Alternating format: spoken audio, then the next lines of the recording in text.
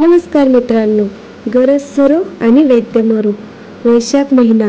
दोघे प्रवासी प्रवास करीत होते. सूर झालेर येऊ लागला.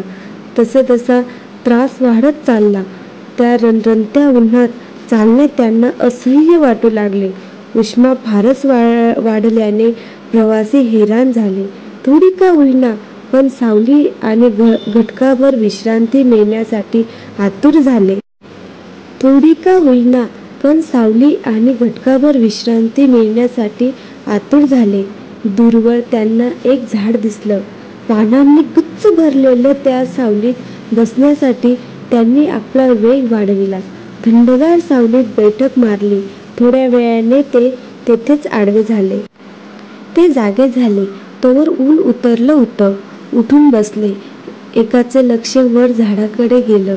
म्हणू लागला, अरे केवढं मोठं झाड आहे, पण काय कामाचं, ना फूल ना फळ, अगदी निरुपयोगी आहे हे.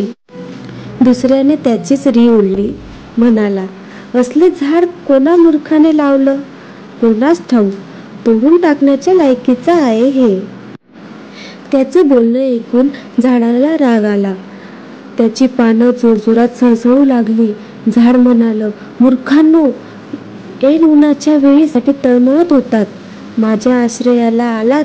मी थंडगार सावली दिली. ते इतक्यात विसरलात आणि माझ्याच जीवावर उठलात काय? मी नसतो तर तुमचं काय झालं असतं? प्रवासी वरमले. त्यांनी न बोलता पुढचा रस्ता पकडला. तात्पर्य: आपल्याला मदत हवी असते तेव्हा मदत करणारा चांगला. गरज संपली की त्याला लाथाडायचं हे चालत नाही.